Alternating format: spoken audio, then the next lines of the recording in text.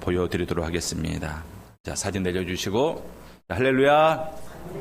오늘 말씀의 제목을 한번 읽어보도록 하겠습니다. 시작. 신앙은 마음을 지키는 것입니다. 말씀의 제목을 읽어보도록 하겠습니다 하면 말씀이 띄어져야 되는데 안 띄어졌죠? 자, 다시 한번 읽겠습니다. 시작. 신앙은 마음을 지키는 것입니다. 자, 예루살렘 거리에 평소와는 다른 소란스러운 소리가 들립니다. 말발굽 소리가 들리고 마차 바퀴가 굴러가는 소리가 들리고 그리고 뛰어가는 사람들의 그런 발소리가 들립니다. 사람들이 궁금했어요. 평소에 들리지 않는 소리가 들리네 하면서 창밖을 내다봤더니 놀라운 광경이 보입니다. 무엇입니까? 다윗 왕의 왕자 압살롬이 그동안 사람들 눈에 통 띄지 않았던 그 압살롬이 화려한 병거를 타고 그리고 그 앞에서는 50명의 호위병들이 압살롬을 호위하면서 달려가고 있는 겁니다. 이 일이 계속해서 이루어지고 있습니다. 이것은 압살롬의 치밀한 계획하에 지금 진행되고 있는 일입니다. 압살롬은 이스라엘 백성들 앞에 자기 자신을 다시금 등장시키면서 사람들로 하여금 압살롬이 훌륭한 왕의 자질을 지닌 사람이구나 라는 그런 인식을 사람들에게 심어주려고 하고 있는 겁니다. 압살롬이 생각하기에 자기 아버지 다윗 왕이 그 가문, 집안에서 발생한 그 죄악의 문제에 대해서 제대로 처리하지 못하는 그런 아버지의 연약하고 부족한 모습을 봅니다. 그러면서 그 아버지의 왕으로서의 통치력 그리고 아버지로서의 리더십에 대해서 불신을 갖게 됩니다. 그러면서 압살롬이 어떤 생각을 하게 됩니까? 우리 아버지 다윗 왕 한때는 이스라엘의 전쟁 영웅이었는데 이제는 늙으셨어. 이제는 왕의 자리에서 내려와야 돼. 이제는 나와 같은 새로운 지도자가 필요한 때야. 이런 생각을 하게 된 것입니다. 쉽게 말해서 반역, 역모, 쿠데타를 계획하고 있는 겁니다. 그래서 그는 매일 아침 자기 호위병 50명을 이끌고 이 병거를 타고 성문 쪽으로 향해 갑니다. 아침 일찍 갑니다. 그러면 그 성문에 어떤 사람들이 모여 있습니까? 그 성문에는 여러 가지 용도로 그 성문, 그 광장에 사용되어지는데 특별히 특징은 그 성문에서는 공식적인 재판이 이루어집니다. 그래서 그 성문에는 왕께 재판을 받기를 원하는 사람들이 아침 일찍부터 모여 있었습니다. 어떤 사람은 땅 문제로, 어떤 사람은 빚 문제로, 어떤 사람들은 이 가족 간의 다툼으로 왕에게 재판을 받기를 원하고 있습니다. 이때 이 압살롬이 그들에게 다가갑니다. 그리고 친근하게 말을 겁니다. 어디서 오셨습니까? 무슨 일로 오셨습니까? 아주 친절한 모습으로, 따뜻한 모습으로, 인자한 모습으로 사람들에게 다가가서 묻습니다. 자, 사람들이 생각하기에 왕자예요, 왕자. 그것도 아주 이스라엘 역사상 가장 아름다운 외모를 가진 왕자라 그랬습니다. 지난 시간에 가장 아름다운 외모를 가진 그 왕자가 수많은 호위병들과 같이 딱 왕자의 옷을 입고 그남에게 딱 다가와서 너무나도 인자한 모습으로 자기에게 말을 걸어주는 겁니다. 이러한 모습에 사람들이 감동을 받습니다. 그렇게 대답하죠. 저는 단지파에서 왔습니다. 제 형과 땅 문제 때문에 이 문제가 많습니다. 다툼이 있습니다. 왕께 판결을 구하기 위해서 왔습니다. 압살롬이 말합니다. 그런 일이 있으셨군요. 참 힘들었을 것 같습니다 하면서 진심으로 그 사람에게 공감하는 그런 표정으로 말을 합니다. 그러면서 아주 조심스럽게 한마디를 덧붙입니다. 3절 말씀을 봅니다. 3절 말씀 보면 압살롬이 아주 계획하에 조심스럽게 덧붙인 말이 있습니다. 압살롬이 그에게 이르기를 보라, 내 일이 옳고 바르다마는 내 송사를 들을 사람을 왕께서 세우지 아니하셨다 하고. 무슨 말입니까? 네 말이 맞아. 네가 하고자 하는 게 옳아. 자, 여러분들, 재판을 하기 전에 양쪽 말에 다 들어봐야지 우리가 바른 판단을 내릴 수 있습니다. 그렇지 않습니까? 여러분도 마찬가지예요. 인생이 그래요. 어느 한쪽 말만 들으면 그 사람 말이 맞는 것 같습니다. 근데 나중에 상대편 말을 다른 쪽 말도 들어본 다음에 이게 완전히 뒤집히는 그러한 일들이 있습니다. 그래서 항상 정확한 판단은 양쪽 말을 다 들어봐야 되는 거예요. 그래서 변호사가 있는 겁니다. 검사가 있고 변호사가 있고. 그런데 이미 재판도 하기 전에 압살롬이 자기가 사법적인 결정을 내리고 있습니다. 내 일이 옳고 바르다. 압살롬이 이렇게 말함으로 말미암아 그 말을 듣는 사람에게 어떤 마음을 심어주고 있습니까? 나는 너에게 동의해. 나는 네 편이야. 그런 즉은 인식을 심겨주고 있습니다. 뿐만 아니라 자기 아버지 다윗 왕에 대해서 불평할 수 있는 여지를 만들고 있습니다.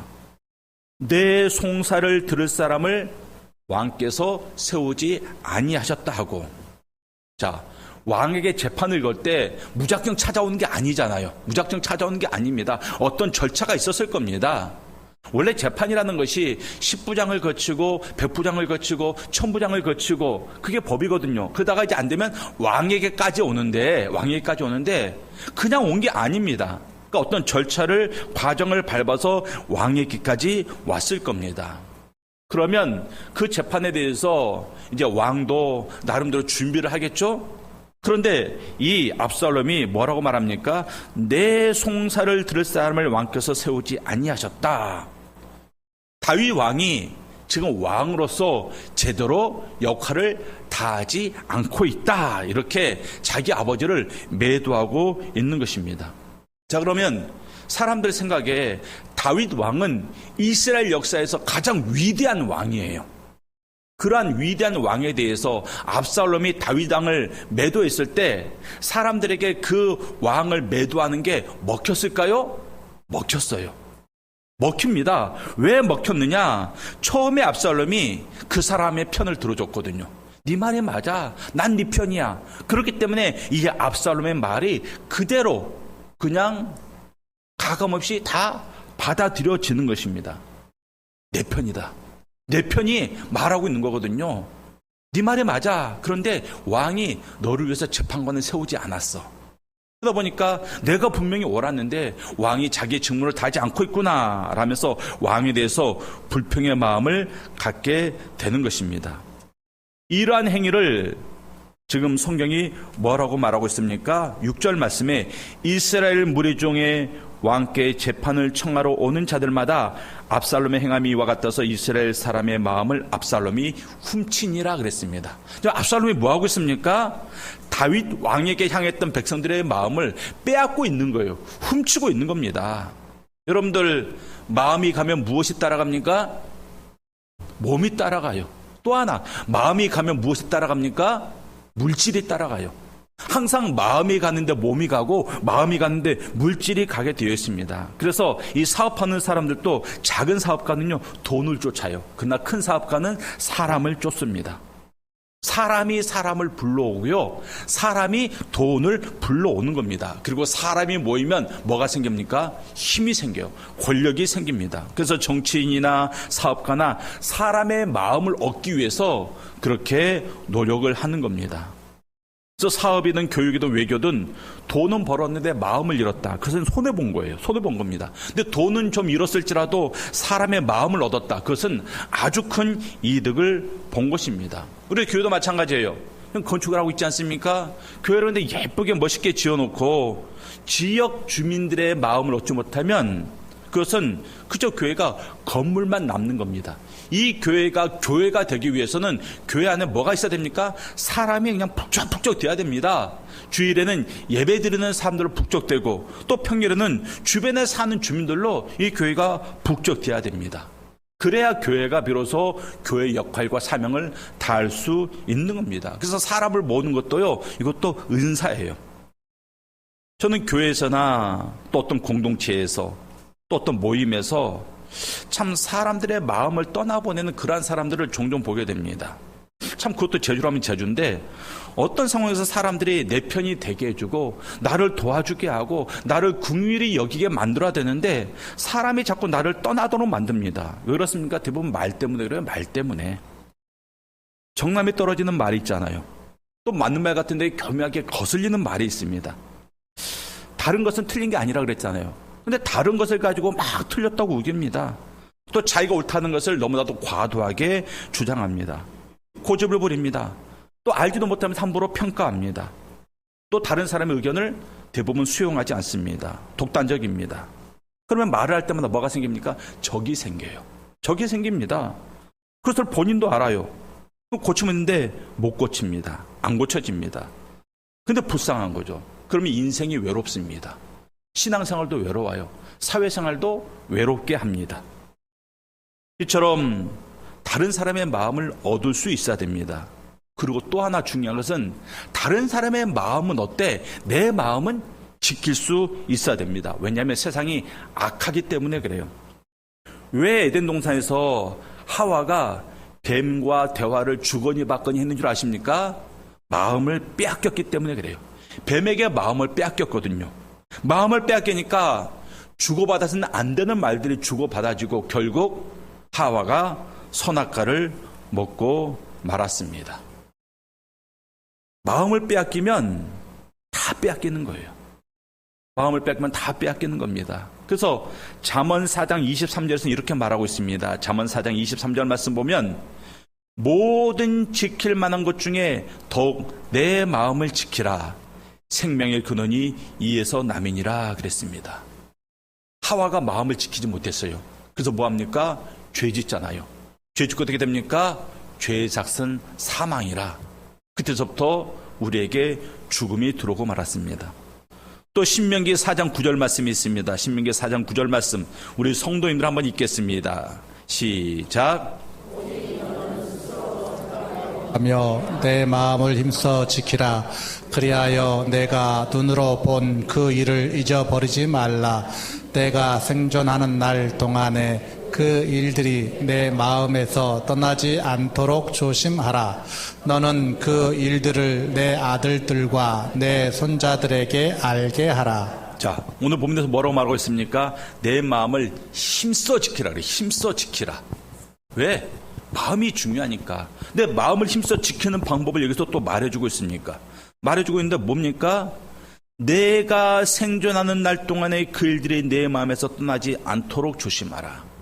마음을 지키는 것은 뭡니까? 하나님께서 내 삶 가운데 베푸셨던 은혜와 역사들을 잊어버리지 않는 거예요. 그것이 바로 마음을 지키는 것이다. 그렇게 오늘 본문이 말씀하고 있습니다. 이스라엘 백성들이 출애굽하고 나서 모든 것이 기적이었잖아요. 모든 것이 기적이었습니다. 아침에 눈만 뜨면 기적이 앞에 베풀어져 있었습니다. 만나가 막 내려져 있고 구름기둥과 불기둥이 자기들을 지키고 있고 막 반석에서 물이 나오고 40년 동안은 기적과 같이 살았어요. 그런데 그들이 뭐 했다고요? 그 기적을 잊어버렸습니다. 잊어버리고 나서 뭐합니까? 그 마음 가운데 하나님을 버리고 우상 숭배하잖아요. 그래서 말하는 겁니다. 내 마음을 힘써 지켜라. 마음을 지키는 방법은 무엇이다? 너를 위해서 베푸신 하나님의 역사하심을 너희가 잊어버리지 않는 것이다. 이렇게 말씀하고 있습니다. 오늘날 사랑하는 여러 성도님들, 여러분들의 마음을 지키기 위해서 뭐 해야 됩니까? 하나님의 역사를 잊어버리지 않아야 되는데 지나온 삶 가운데 하나님께서 무엇이든 은혜를 생각해야 되고 무엇보다도 우리가 이것도 이 성경 말씀, 이 성경 말씀을 여러분들 마음 가운데 담아야 됩니다. 성경 말씀이 마음 가운데 있으면 절대 마음을 빼앗기지 않아요. 근데 마음을 빼앗기는 사람들의 특징, 하나님의 말씀이 그 중심에 없기 때문에 그래요. 없기 때문에 그렇습니다.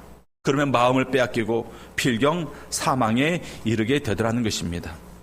오늘 본문에서 압살롬은 백성들의 마음을 훔치고 있고 또 백성들은 압살롬의 거짓된 말과 행동에 속아서 그들의 마음을 빼앗기고 있습니다. 근데 중요한 것, 그들이 왜 마음을 빼앗기게 되었는가? 바로 욕심 때문에 그래요. 그들의 탐욕에 압살롬이 동조해 줬거든요. 네 말이 맞아. 난 네 편이야. 하면서 그들의 욕심에 압살롬이 동조해 줬기 때문에 결국 그 욕심 때문에 그들의 마음을 빼앗기게 되는 겁니다. 여러분들 살다 보면 많은 사람들을 만납니다. 근데 여러분들이 무슨 말을 하든지 그 말에 동조해 주는 사람이 내 편이 아니에요. 내 말에 오케이, 네 말이 맞아. 이 사람이 내 편이 아니라 내 앞에서 진리를 말해주는 사람, 진실을 말해주는 사람, 그 사람이 내 편입니다. 그런 사람들이 주변에 있어야 되고, 또한 여러분들은 다른 사람에게 바로 그러한 역할을 해야 되는 것입니다. 진실을 말하는 사람. 지금 압살롬이 성문 앞에서 이러한 일들을 오랫동안 하고 있습니다. 매일같이 반복되고 있습니다. 매일같이 화려한 병거를 타고 와가지고 아침 일찍 호위병들과 함께 성문으로 나가서 사람들의 마음을 듣습니다. 사람들의 말을 듣고 조금씩 그들의 마음을 지금 자기 쪽으로 돌리기 시작합니다.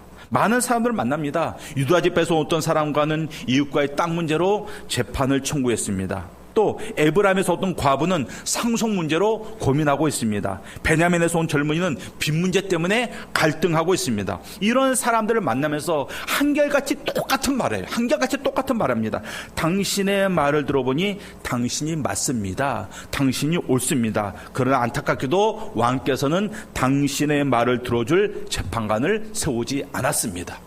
계속해서 이 말만 반복하고 있습니다. 압살롬의 말에는 깊은 안타까움이 담겨 있는 것 같습니다. 정말로 그 사람의 상황을 걱정해 주는 것 같습니다. 그런데 압살롬은 치밀한 계획하에 이 말들을 계속해서 반복하고 있는 거예요. 그러면서 결정적인 말을 덧붙입니다. 4절 말씀. 4절 말씀은 다 같이 읽겠습니다. 시작. 또 압살롬이 이르기를 내가 이 땅에서 재판관이 되고 누구든지 송사나 재판할 일이 있어 내게로 오는 자에게 내가 정의 베풀기를 원하노라 하고, 압살롬이 이르기를 내가 이 땅에서 재판관이 되고, 무슨 말입니까? 내가 왕이 되겠다 그 말이에요. 내가 왕이 되고 누구든지 송사나 재판할 일이 있어 내게로 오는 자에게 내가 정의 베풀기를 원하노라 하고, 다윗 왕이 여러분들에서 재판관을 세우지 않습니다. 다윗 왕이 이제 나이가 늙었습니다. 자기 할 일을 다 하지 못하고 있습니다. 그러니까 내가 이 땅의 왕이 되어서 여러분들을 재판한다고 하면 얼마나 좋겠습니까? 그럼 내가 정말 이 땅 가운데 정의를 베풀 수 있을 터인데, 자, 이 말을 들은 사람들의 마음이 어떻겠습니까? 이미 마음을 압살롬에게 빼앗겼거든요. 그런데 압살롬이 말합니다. 내가 왕이 되면 정말 나라를 정의롭게 잘 다스릴 수 있다. 당신에게 바른 판단을 내가 해주었던 것처럼 정말 내가 바른 판단으로 이 나라를 이끌 수 있다. 백성들의 마음이 홀라당 넘어가고 말았습니다. 자기들 앞에서 왕족이잖아요. 왕족은 일반 평민들은 만나주지도 않아요. 근데 왕족이 이들을 만나주고 자기 말을 들어주고 자기 편을 들어주고 미래에 대해서 비전을 말하고, 이런 백성들의 마음이 넘어가지 않을 수가 없죠. 이런 일이 무려 4년 동안 반복이 돼요. 4년 동안. 4년 동안 반복이 됩니다. 여러분들 4년이라는 시간이 결코 짧지 않잖아요. 그 기간 동안 압살롬은 수많은 사람들을 만났고, 그리고 압살롬을 만났던 사람들은 압살롬에게 감동을 받고 자기들의 마을로, 자기들의 고향으로 돌아서 압살롬에 대해서 좋은 소문을 퍼뜨렸습니다. 압살롬의 말은 정말 달콤했거든요. 그들이 듣고 싶어하는 말을 정확하게 들려주고 있습니다. 당신의 일이 옳습니다. 이 말만큼 고민에 빠진 사람들에게 있어서 위로가 되는 말이 어디 있겠습니까? 당신이 옳습니다. 근데 중요한 것은 우리도 이러한 달콤한 말의 유혹에 쉽게 빠질 수가 있다는 것이에요. 우리는 우리가 듣고 싶어하는 말을 들려주는 사람을 그냥 심정적으로 좋은 사람이라고 판단을 하게 되어 있습니다. 하지만 항상 진실은 뭐요? 진실은 써요. 진실은 아픈 법입니다. 그래서 진실로 나에게 와서 그 진실을 말해주는, 달콤한 말이 아니라 때로는 쓴 말도 해줄 수 있는 그러한 사람이 있을 때 그 인생은 결코 무너지지 않는 겁니다. 압살롬이 달콤한 말로 사람들의 마음을 움직이고, 그리고 사람들의 마음에 다윗 왕에 대해서 점점 불평과 불만을 심어주고 있습니다. 그런데 직접적으로 왕을 비판하지 않았습니다. 그냥 이렇게만 말했습니다. 왕께서 당신을 위한 재판관을 세우지 않았다. 그 말만 하고 있습니다. 오늘날에도 이런 일들이 벌어지고 있습니다. 사람들의 불만과 불평을 이용해서 자기의 이익을 추구하는 사람들이 있습니다. 누굴까요? 이단들을 보면 문제가 있는 사람, 또 고난을 당한 사람들에게 다가갑니다. 우연을 가장한 만남을 그들이 갖게 되고 그리고 친절을 베풀어 줍니다. 얼마나 친절한지 제가 직접 들은 얘기예요.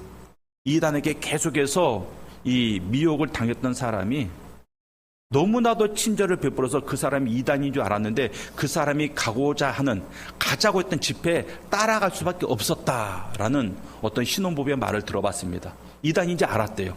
그런데 너무나도 친절해서 너무나도 잘해줬기 때문에 그 집회 한번 가자 그 말을 거절할 수가 없었대요.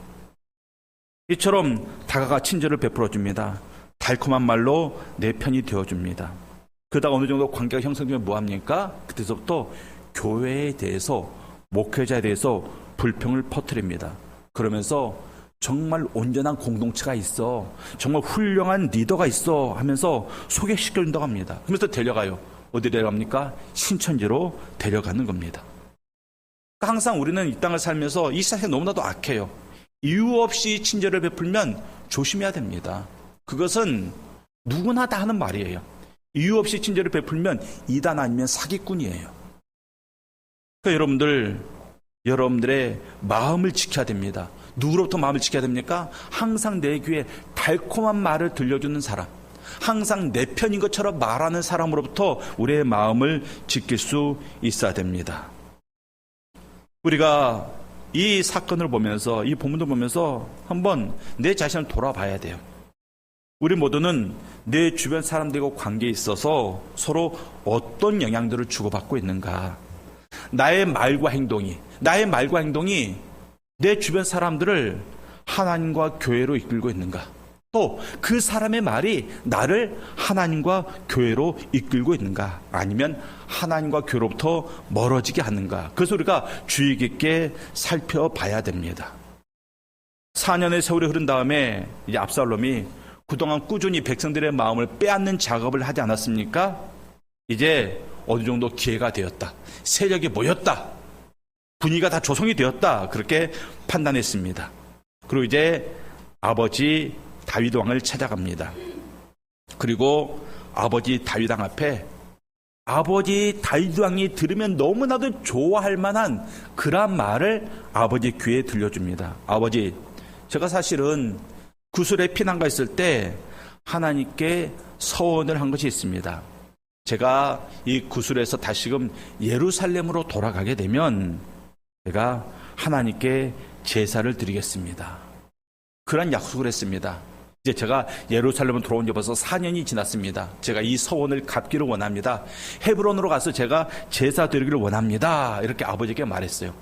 다윗 왕은 믿음이 좋은 사람이에요. 자기 아들이 돈 많이 벌어왔습니다. 나가서 이겼습니다. 이런 소식보다 하나님께 제사하겠습니다. 이 말을 다윗은 너무나도 흡족해 했습니다. 그래서 압살롬이 자기에게 와서 말했을 때 그것을 그대로 허락을 하고 맙니다. 압살롬은 아버지가 무엇을 좋아하는지 알고 있었거든요. 아버지가 얼마나 믿음이 좋은 사람인지 알고 있었거든요. 그래서 아버지의 마음을 또한 빼앗기 위해서 사용한 방법이 바로 종교적인 핑계였습니다. 내가 하나님께 소원을 갚겠다. 이 압살롬의 말이 얼마나 거룩해 보이는지 몰라요. 말로는 하나님을 말하고 소원을 말하고 제사를 말하고 있습니다. 근데 그 속마음은 전혀 다른 거였죠. 겉으로는 경건해 보였지만 그 속마음은 전혀 경건하지 않았던 겁니다. 그러니까 압살롬의 가장 큰 죄가 여기서 나오는데 바로 하나님의 이름을 망령되이 이끌은 거예요.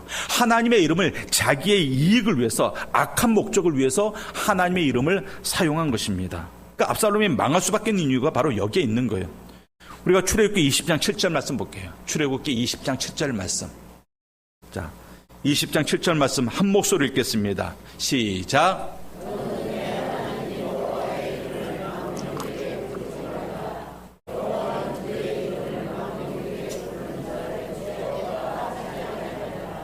자, 하나님의 이름을 망령되이 부르는 자를 죄 없다 하지 아니하리라. 지금 압살롬이 하나님의 이름을 뭐하는 데 사용하고 있습니까? 자기가 반역을 꾀하는데, 아버지를 속이는데 그 이름을 사용하고 있습니다. 다윗 왕은 그 아들의 말을 듣고, 우리 아들이 이제 철이 들었구나. 4년 전에, 그리고 3년 전에, 그러니까 7년 전이죠. 7년 전에 자기 형을 그냥 분노에 사로잡혀서 자기 형을 죽였는데 이제는 우리 아들이 변화되었구나 하면서 그냥 허락을 해줍니다. 헤브론은 다윗에게도 의미가 있는 곳이잖아요. 다윗이 처음 왕관을 썼던 데가 바로 헤브론이었습니다. 역사적으로 의미가 있는 장소입니다. 그래서 허락을 했어요. 압살롬이 정말 하나님을 바르게 섬기기를 원하는 마음으로 허락을 했습니다. 다윗은 아들을 신뢰했습니다. 그래서 허락을 한 거예요. 그런데 그 아들은 아버지의 신뢰를 악용하고 있습니다. 이 압살롬이 헤브론으로 떠나는데 비밀석대 사람들을 모아요. 그리고 그들에게 임무를 부여합니다. 너희는 이스라엘의 모든 지파에 가서 이렇게 전해라. 나팔 소리를 들으면 압살롬이 헤브론에서 왕이 되었다 외쳐라. 이 임무를 맡겨서 많은 사람들을 각 지파에 파송을 보냅니다. 이 사람들이 이제 각 지파에 가서 은밀하게 숨어 있는 거예요. 그리고 그동안 여러 지파 사람들에게 엉터리 재판을 통해서 마음을 빼앗았지 않았습니까? 그 사람들이 각 지파에 흩어져 있었는데 이제 그들을 통해서 한꺼번에 지금 쿠데타를 일으키기 위해서 지금 조치를 취하고 있는 겁니다. 그래서 헤브론에 도착한 압살롬이 즉시 행동에 들어가죠. 압살롬의 신호에 따라서 나팔이 울려 퍼졌습니다. 그리고 그 소리가 헤브론에 퍼지고 미리 준비된 사람들이 일제 외칩니다. 뭐라고 외칩니까? 압살롬이 헤브론에서 왕이 되었다. 그리고 이스라엘 온 전역에 이 외침이 울려 퍼지게 됩니다. 그러면서 수많은 사람들이 압살롬에 대해서 들었잖아요. 또 압살롬을 만났잖아요. 압살롬의 자기를 위한 말을 듣지 않았습니까? 그래서 수많은 사람들이 압살롬이 우리의 진정한 왕이다. 압살롬만이 우리를 위하고 이스라엘을 회복시킬 수 있다 하면서 압살롬에게 모조리 모여들게 됩니다. 압살롬의 반역이 하루아침에 이루어진 게 아니죠. 4년 동안의 민심을 사로잡는 작업이 있었습니다. 치밀한 사전 준비가 있었습니다. 그리고 전국적으로 조직을 이미 구성하고 있었습니다. 네트워크가 구축이 되어 있었습니다. 그렇게 준비하다가 마지막에 이 쿠데타를 일으켰는데 그러면 성공해야죠. 성공해야 되지 않겠습니까? 그 결과가 무엇입니까? 일시적으로 성공을 거두었어요. 다윗 왕이 예루살렘 궁을 버리고 도망을 갑니다. 그 다윗 왕을 쫓아가서 죽이면 돼요. 그런데 하나님께서 이 모든 것들 가운데 개입을 하시잖아요. 결국 누가 도망갑니까? 압살롬이 도망가요. 도망가다가 죽고 말았습니다. 우리 사랑하는 성도님들, 오늘 본문이 우리에게 주는 교훈은 무엇입니까? 마음을 지키라는 것이에요. 마음을 지켜야 됩니다. 첫째, 압살롬이 자기의 마음을 지키지 못했습니다. 압살롬이 자기의 마음을 지키지 못했기 때문에 분노에 사로잡혀서 자기의 형을 죽이고 말았잖아요. 자기의 형을 죽였으면 회개하고 반성해야 되는데 끝까지 마음을 지키지 못하니까 아버지에 대해서 불평을 갖게 되고 불만을 갖게 되고 결국 반역을 일으키지 않습니까? 마음을 지키지 않아서 그래요. 또 이 이스라엘 사람들이 마음을 지키지 못했습니다. 무엇부터 마음을 지키지 못했습니까? 자기 편이 되어주는 것 같은 달콤한 말에 마음을 지키지 못했습니다. 대부분 사람들이 그래요. 달콤한 말이 귀에 들리면요, 마음을 지키지 못합니다. 그래서 그냥 넘어가고 말더라는 것입니다. 또 다윗은 무엇 때문에 마음을 빼앗겼습니까? 그 종교적인 영혼. 전혀 경건하지 않고 전혀 거룩하지 않은데 그저 입으로만 입에 발린 그 잘못 사용되고 있는 종교적인 영어. 하나님을 위하여 내가 예배를 드리겠습니다. 내가 헌신하겠습니다. 교회를 위하여. 이 말에 속아가지고 이 다윗도 압살롬에게 마음을 빼앗겼더라는 것입니다. 우리 사랑하는 성도님들, 신앙은 뭐라고요? 마음을 지키는 거예요. 이 시대에 여러분들의 마음을 지켜야 됩니다.